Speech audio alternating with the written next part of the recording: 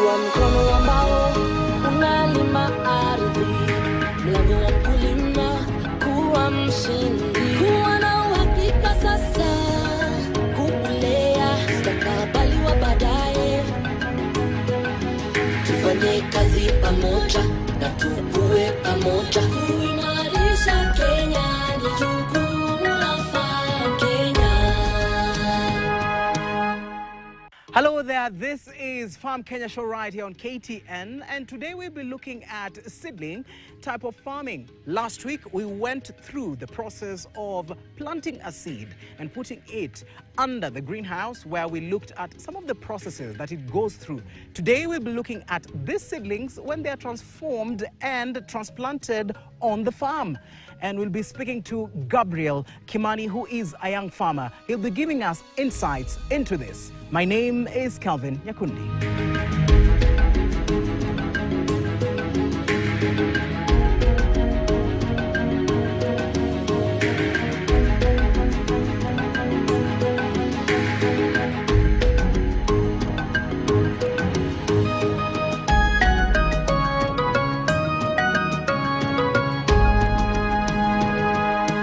Thank you so much for joining us. Now we are at a different stage. We are in the shamba. We are on the ground. We are now looking at the different seedlings that we had seen last week coming out of the nursery.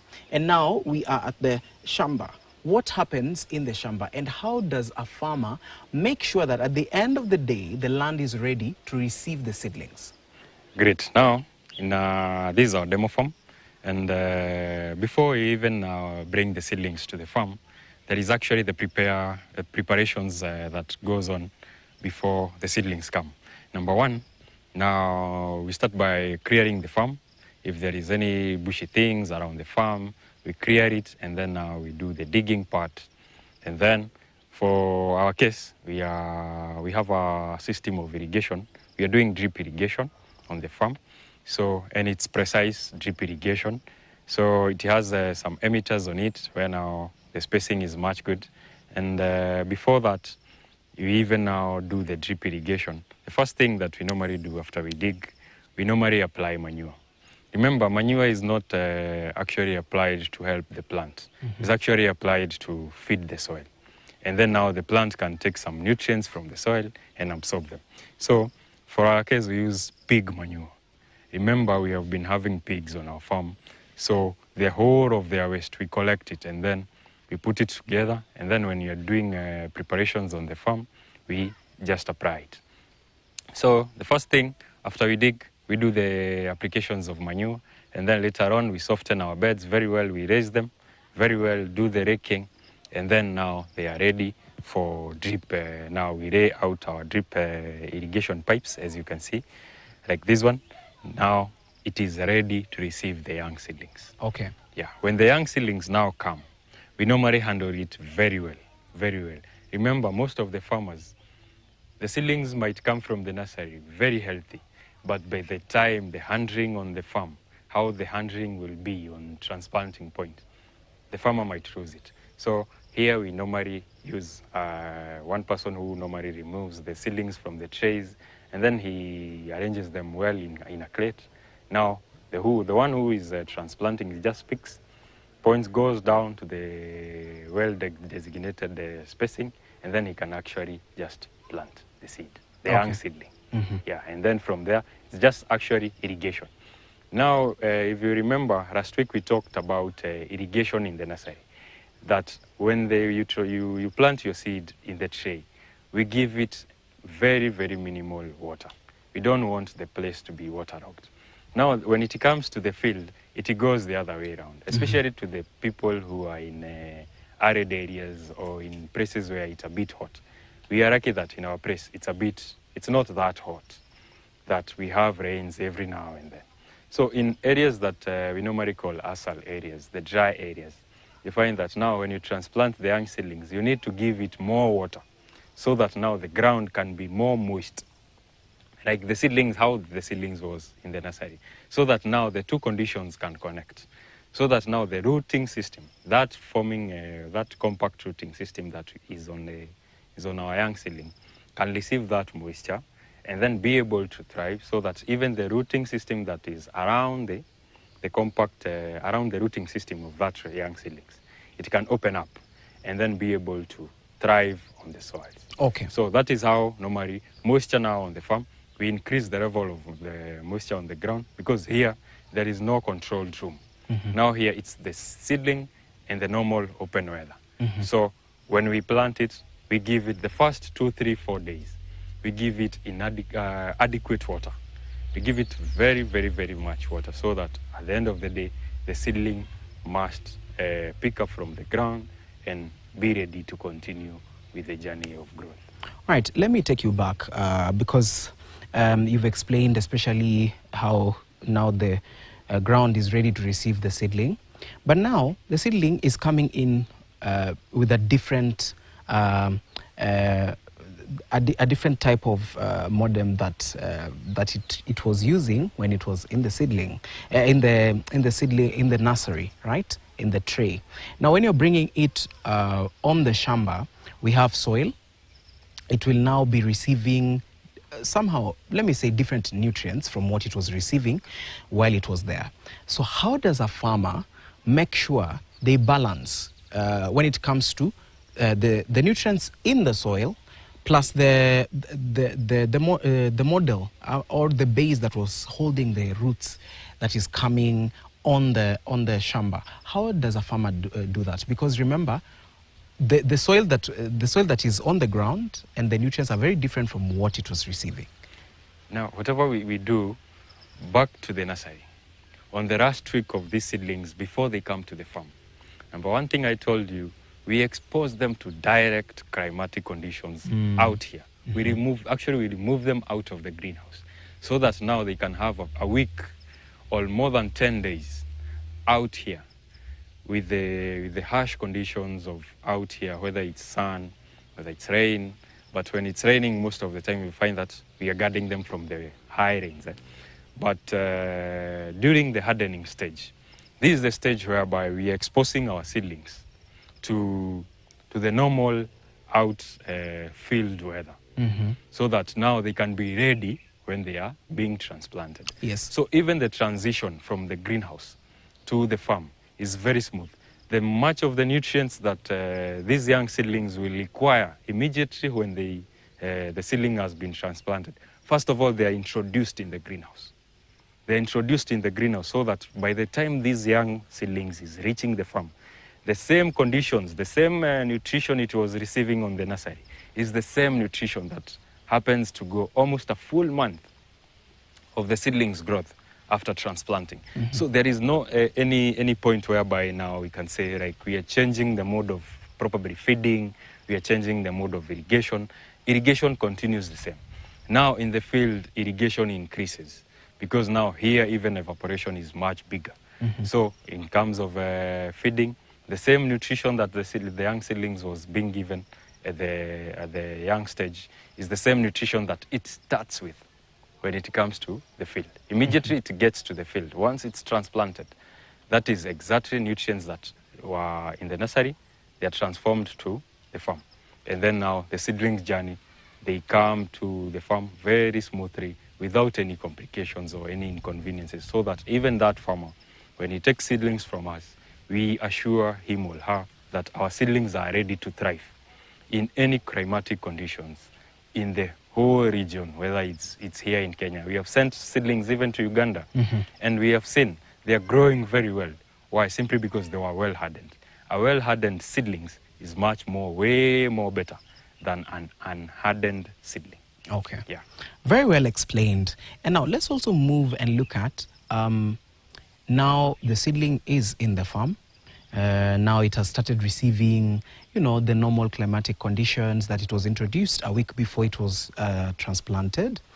Now, what goes into taking care of this particular vegetable or this particular plant in order for it now to come up as, at the end of the day, like healthy, like the vegetables that we are seeing here? Because remember, it underwent a different type of growth from when it was very young, a seed, into what it is. Different from a vegetable that has gone through that process from the start on the ground.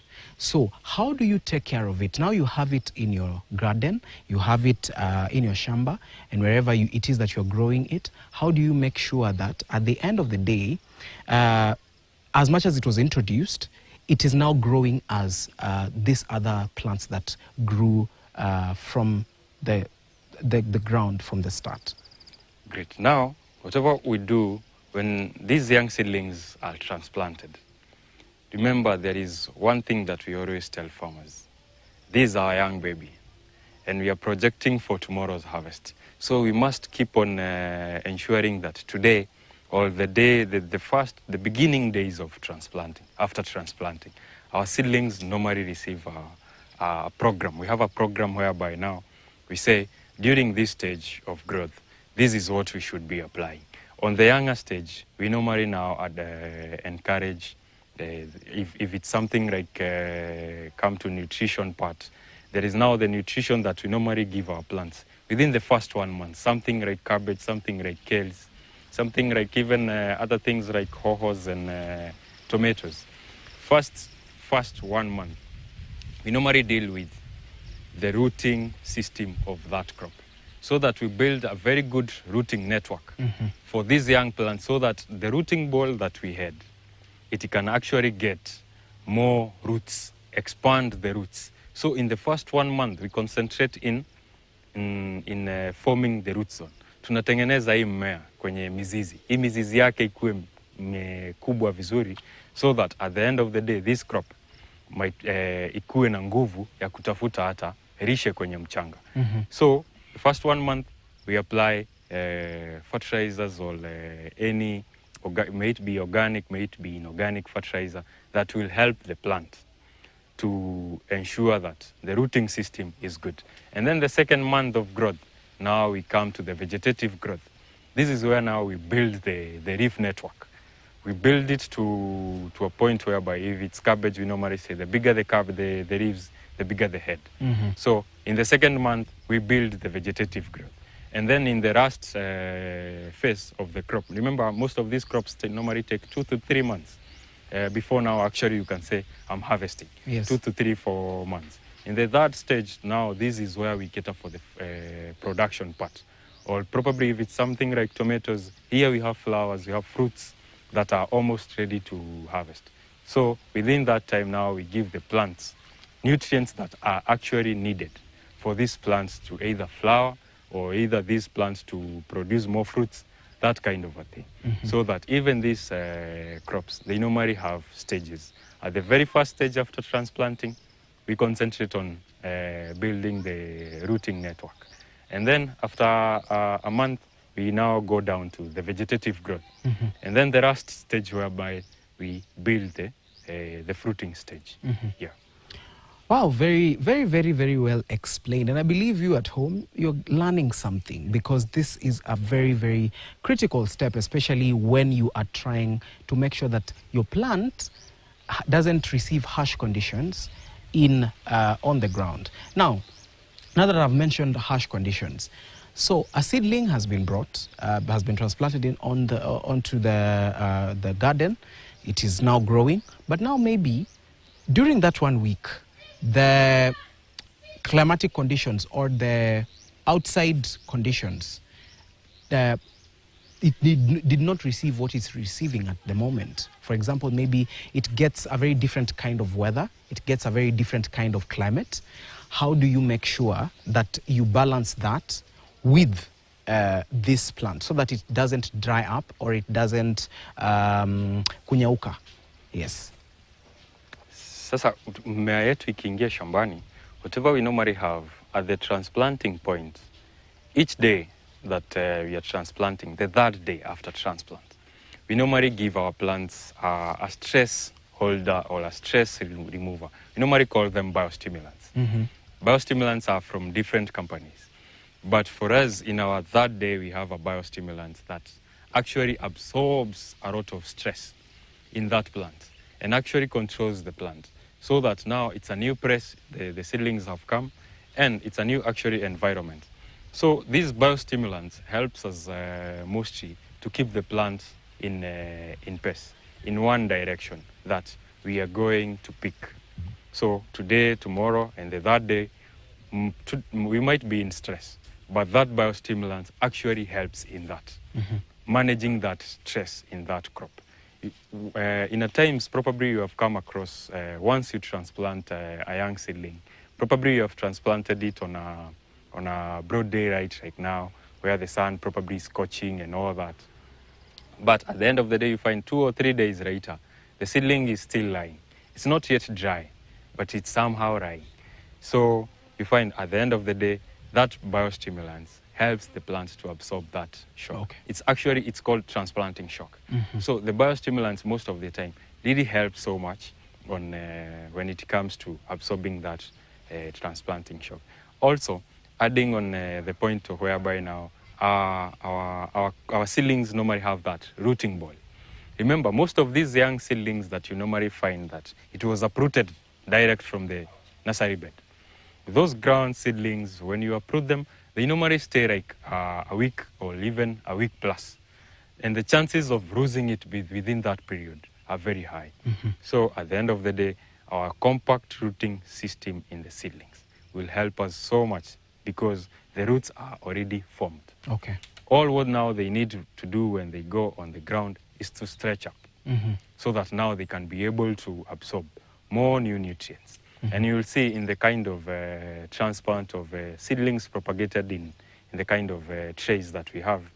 Normally, the first day, yes, after transplanting, you'll find them, the leaves are falling, but within 2-3 days later, the seedlings are up and ready to go the journey. Okay. So now, when you look at the nutrient quality of the soil on the ground, how does a farmer measure the nutrient quality and if it is good for the seedling that is coming in or for the plant that is now still on the ground? Because the plant might come in, yes, and as you've said, in the first maybe 2-3 days, the leaves are not standing up very well. They're still falling down. But now maybe after a week or two, they are not still moving. So how does a farmer make sure the nutrient quality is at par with what is coming in? No, whatever we normally do, there's an agronomist, a professional agronomist here, and the agronomist now here in the demo farm. Whatever we normally do, simply because we know our soils have been utilized since ages, our dads were there, our grandpas and grandmas were there, still farming on the same soils. The number one thing that we normally emphasize so much, even not only us on our farm, even we urge farmers out there, is soil analysis. There are so many companies out here doing soil analysis, basic soil analysis and a comprehensive soil analysis. These soil analysis tests, they normally guide the farmer, especially when it comes to new fertilizer applications. You will see probably your soil is lacking phosphorus or the nitrogen levels are low, or probably it doesn't have something like calcium on it. So these are things that soil tests normally guide so much. So at the end of the day, you as the farmer, before you even order the seedlings from us, we would like to know. And we normally ask even our own clients who normally call us to ask for seedlings, how is your soil? So that now we don't give you the seedlings, our quality seedlings, only to go die in the farm. Yes. Or even go get stunted growth on the farm. Yes, in the nursery we might cater for a very good nutrition, but when you as the farmer, you take the seedlings down to your farm, you find that probably the growth is not catching up with whatever you ordered for. So number one thing, you as a farmer, first of all, get to know your soil. And getting to know your soil is getting to know actually the nutrients which are on the soil. And you can only know these through soil analysis. This one will guide you. Even on when you go to that single agrovet in your area, at least you'll be able to tell them, this is my soil, this is how it is. And then there is a recommendation at the end of the soil analysis list, so that it guides you as the farmer. This is what you need to apply. Probably you need to apply that dolomitic lime. Probably you need to apply something like gypsum.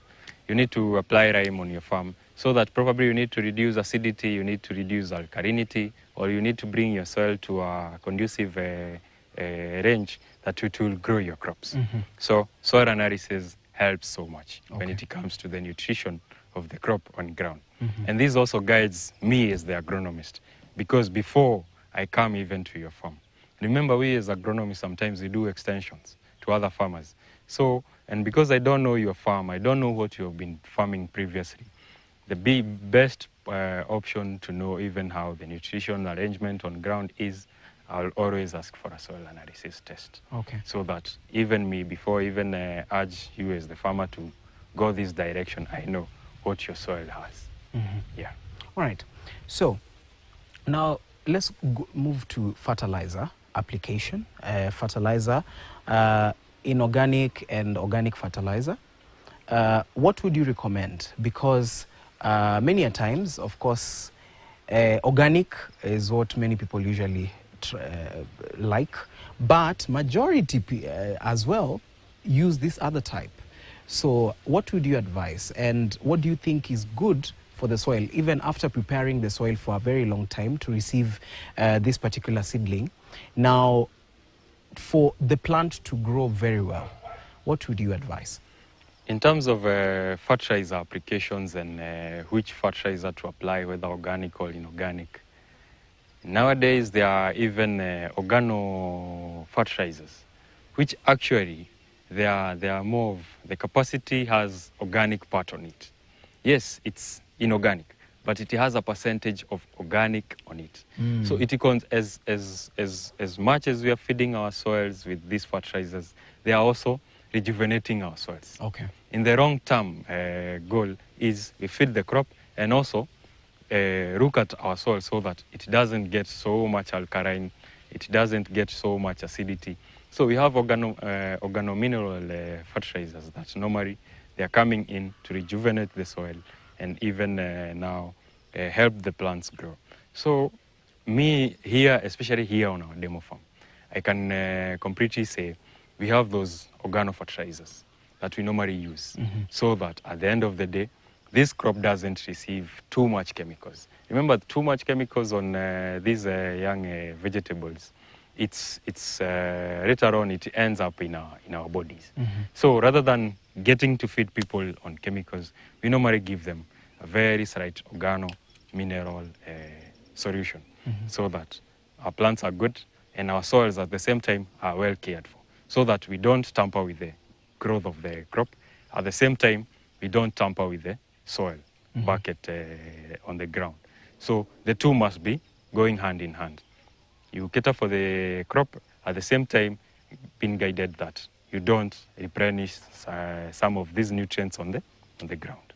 Right, thank you so much. And right now, just put a pause right there. We're going to go for a short break, but when we come back, we're going to look at some of the challenges that farmers usually go through when it comes to seedling transplantation from, of course, the greenhouse into the ground. Don't go too far. We'll be back with more.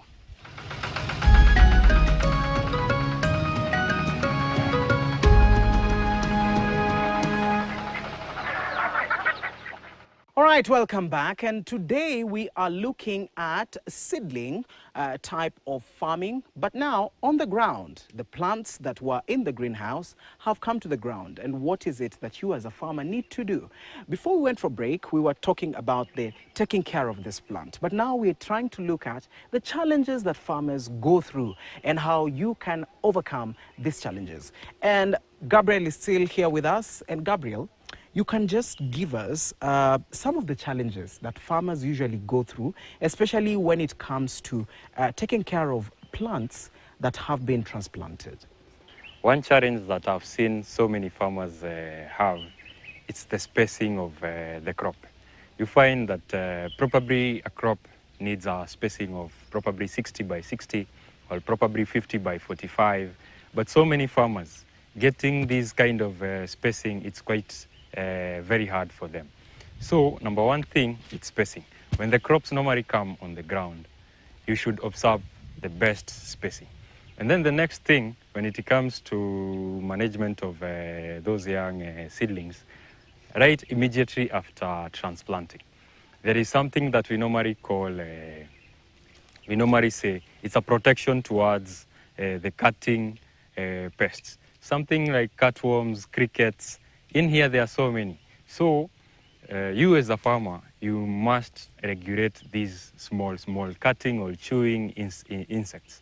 So at the end of the day, you find that once you transplant, the second day or the third day, you need to go in there with a good insecticide, whether organic or inorganic.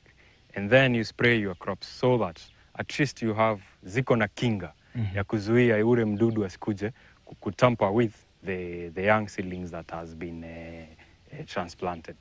So from now having pests on the farm and spacing, those are the ritual problems that so many farmers face, especially getting the right spacing and now going the way of where now protecting their young seedlings from these pests. Because these young cutting pests, they don't have mercy when it comes to these young seedlings.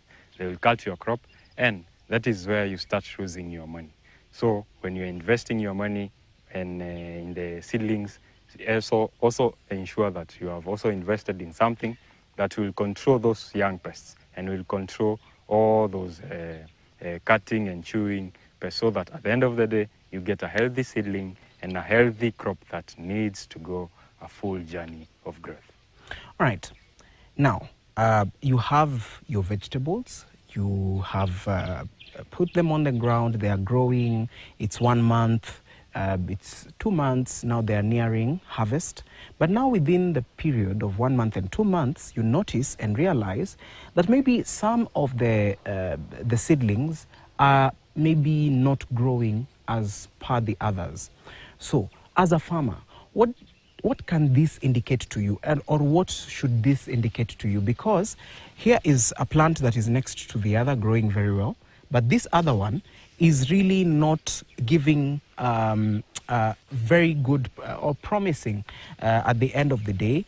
So how do you as a farmer control this, and how do you make sure that you come up with a way of maybe solving this particular issue?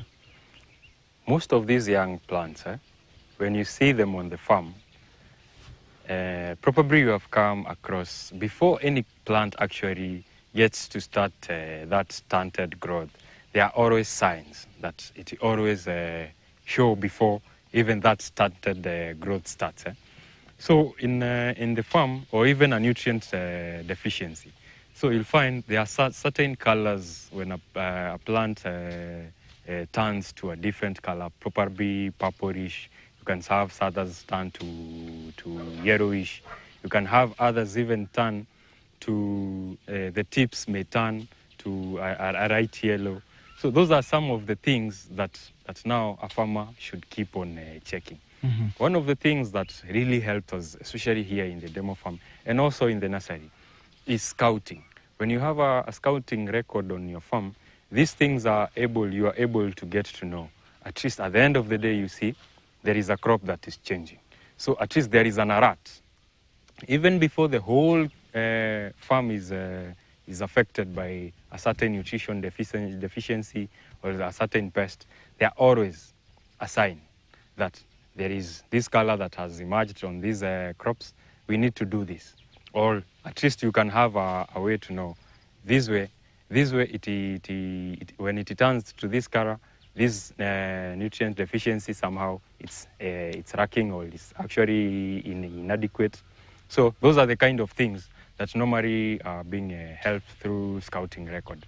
With that kind of a record, at least you know, you as a farmer, that a certain plant in a certain block, it's ailing from something. And then now from there you can act. Remember, when you have a scouting record, it helps you even those big losses. Somewhere like in a tomato farm, for example, in a tomato farm, you get to see there is an early blight, or there are signs of early blight, or there is a sign of late blight. So before actually late blight comes, there are signs. Before early blight comes, there are signs. So even here on the farms, you as the farmer, you as the owner of that farm, you need to get to know your farm. You need to, it's like, remember, plants are like kids. when a kid's akijikunja kidogo, you must know, hata wewe tumbo kidogo ikikusokota, unajikunja kidogo. There is somehow, even the facial expression can just tell, like, I'm not feeling well. So even the plants themselves, they normally have a way of saying, of expressing themselves, either through the turning of the color, either through the stunted growth. They always say, like, we are not growing as you're supposed. And you as the farmer and the agronomist, you can be able to diagnose and say, we have this problem in the farm, and this is the way forward to cure it or to prevent it spread to across the other plants or across the other blocks. Yeah. All right, thank you so much for that.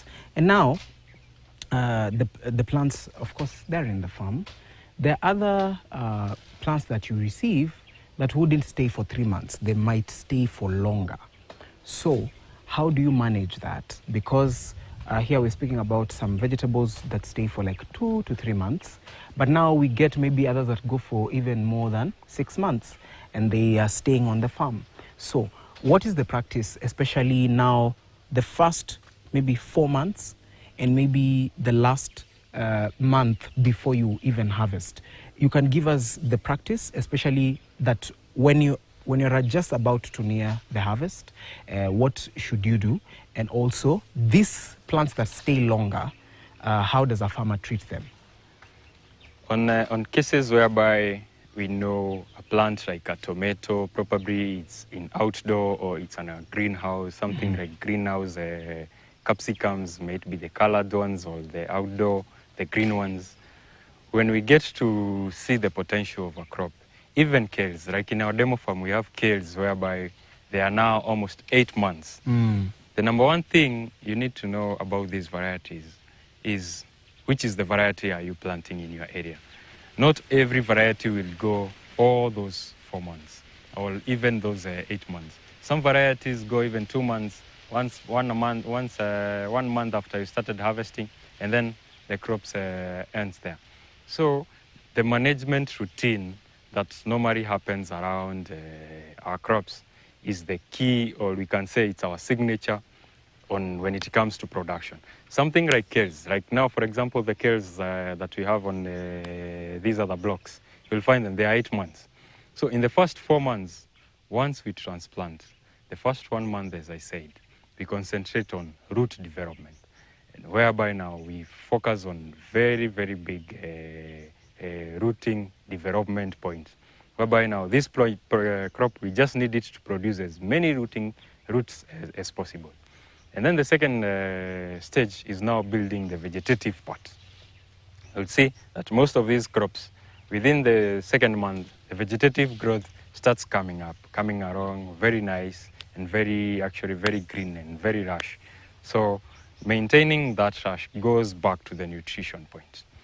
Now your nutrition, you need to have a spray program and a fertilizer program, because these plants, you can't only depend on the fertilizer that you added during the transplanting.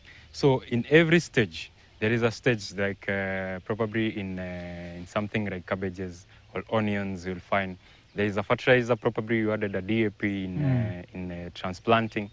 And then later on, in between there, you will add a nitrogenous fertilizer and to boost up the vegetative growth. Probably you will have another fertilizer which has a higher potassium for the fruiting part.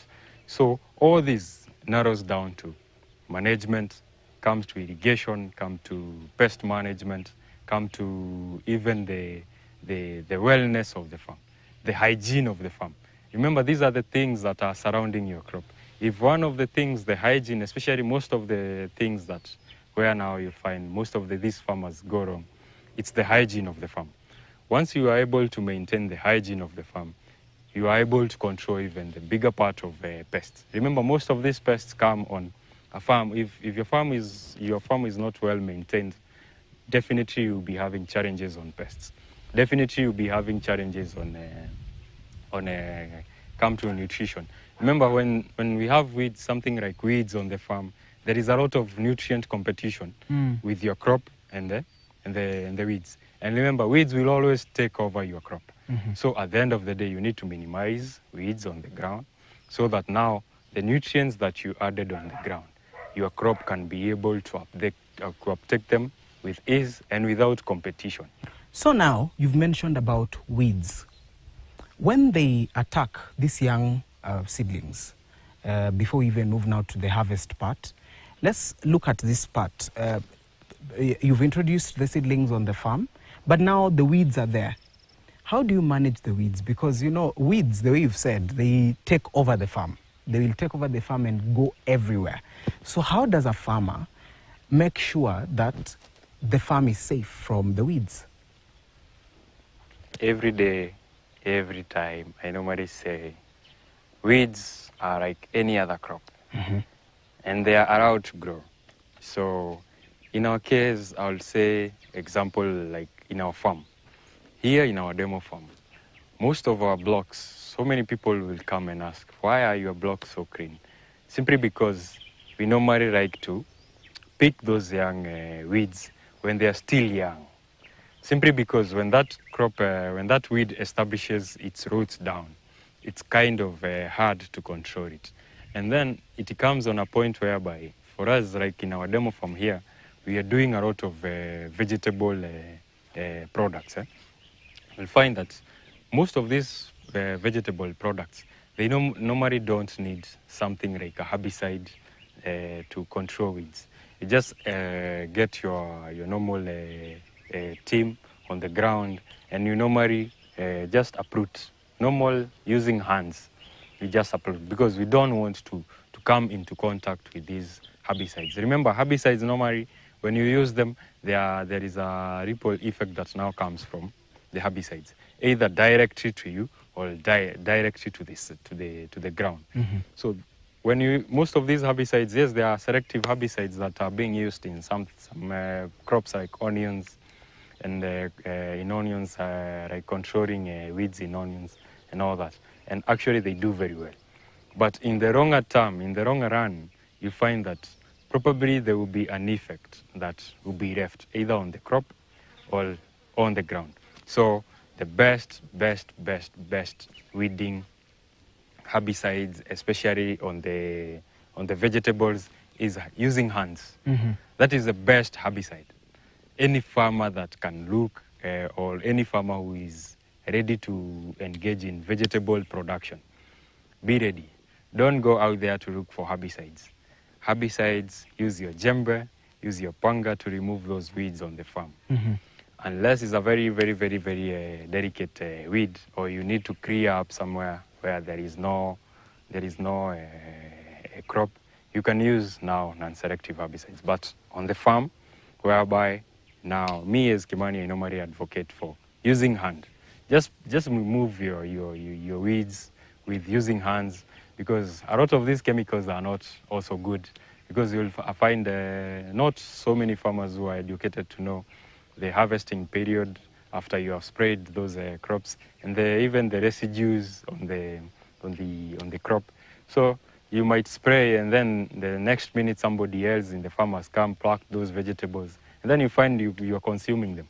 And not only you, also the other person out there in the market might consume them. Yes. So the best way to control weeds in your farm is just by using now the normal way of uprooting weeds. Use your hands or a jembe, palilia vizuri, usikuwe na haraka, palilia tu vizuri na mkono vizuri, and then you will find a very good garden and a healthy garden. And a healthy garden transforms to a healthy crop and also a healthy soil.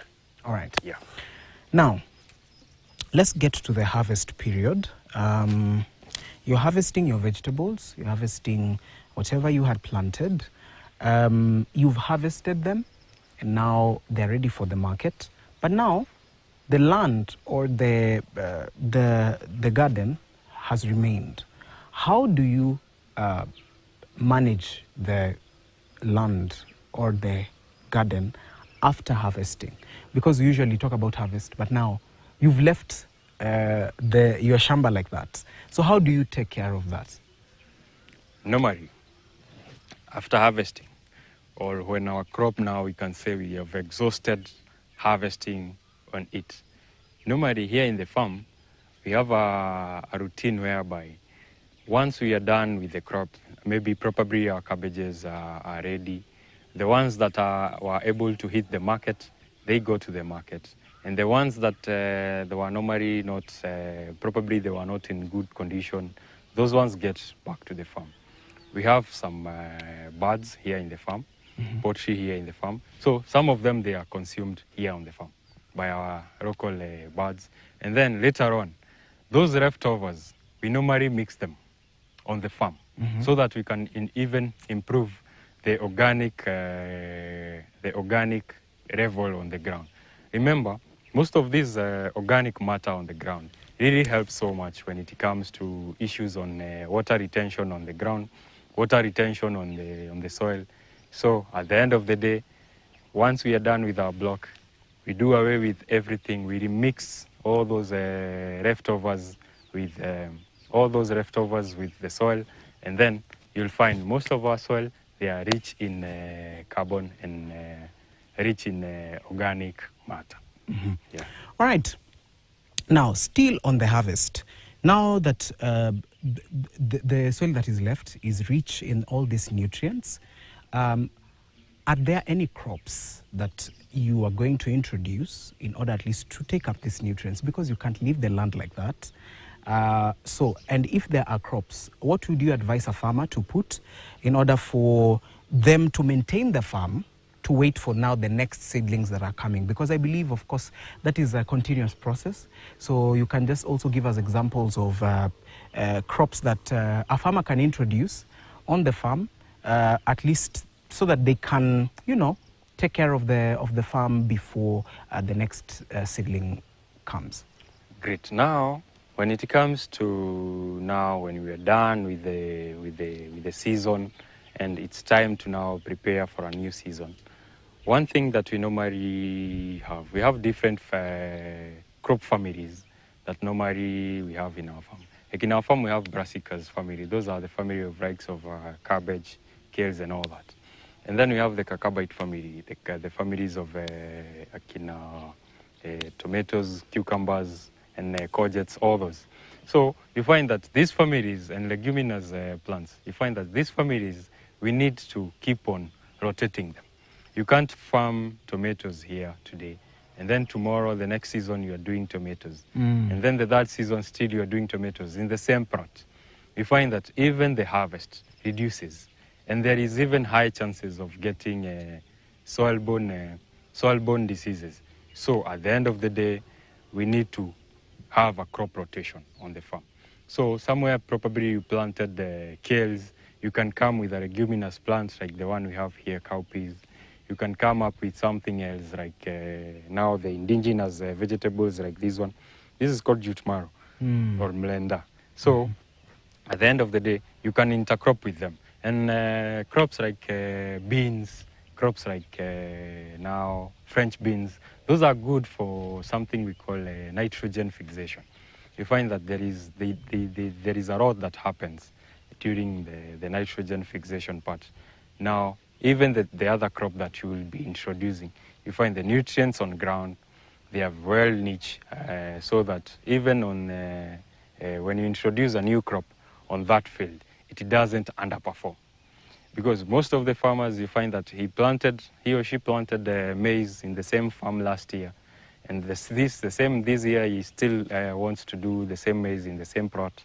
So you find that even the harvests, they are keep on going down slowly. So at the end of the day, you need to crop rotate your farm. So you need to arrange your farm in a way that it has different blocks, so that the block that had cabbages, next time it has tomatoes. Okay. The farm that had onions, the block that had onions last season, let it be having French beans this season. So that at the end of the day, your farm keeps on rejuvenating all these nutrients.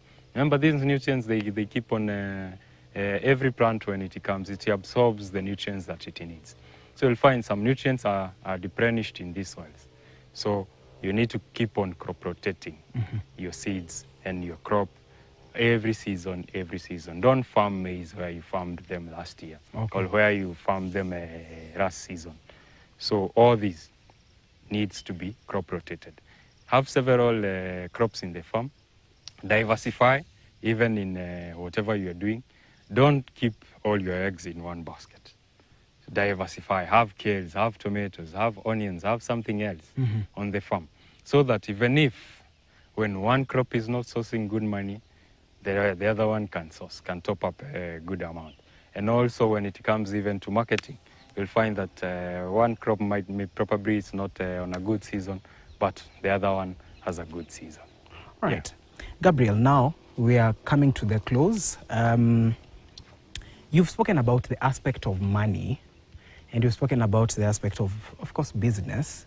So finally, as we conclude this particular conversation, you have a 15-acre shamba over here. So when you look at a good season, or when you look at a better season for you, at the end of the day, how much does this particular farm give you? So that, you know, someone might be seated at home wondering, okay, we are speaking about this, but now where is the money aspect, and how does a farmer gain from this? So you can give us that, even as you close with a parting shot, because you're a young person. You can encourage also young people out there so that at least they can understand what goes into all this. Now, when it comes to the money part and the market and the part of now that we can say we have reached a point our crop is ready, now we head to the market.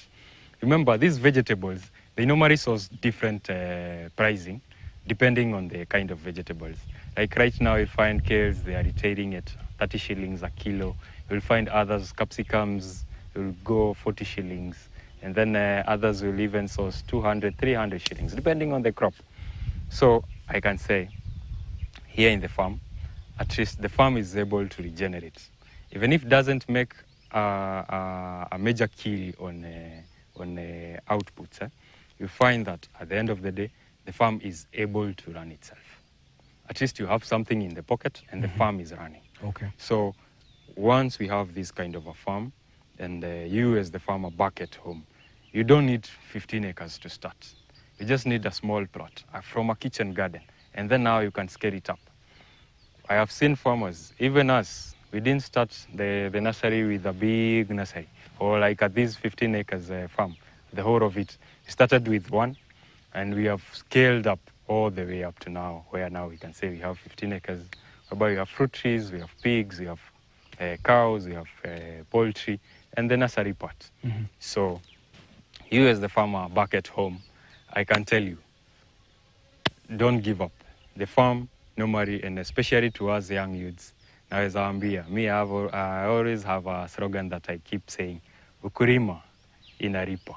And I can say much even more. before we finish, where can someone who's watching find you? Where can they get you? You can put your social media accounts so that at least they can get to you. Great. Now, if you want to find us physically, you can visit us. Our demo farm is located in Muranga, and also our nursery is located in Muranga. Both of them, the demo farm and the nursery, they are in Muranga. And you can find us in all our social handles as Roganos Farm Seedlings, whether it's Facebook, Instagram, X. You can find us all in all those platforms. And also, if you need seedlings, if you need any training on raising seedlings, training on how to raise your crops down on the farm, come to our farm. I'll share my number.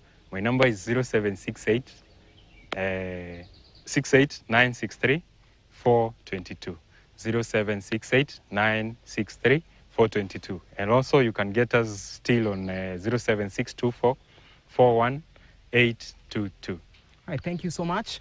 There you have it. We've come to the end of this edition of Farm Kenya. I believe you've learnt a lot, especially when it comes to seedling type of farming and how it is treated on the ground. And Gabriel has given us a little bit about that, and also the how-tos for how you need to treat your plants. My name is Calvin Nyakundi. Let's meet next time right here on Farm Kenya.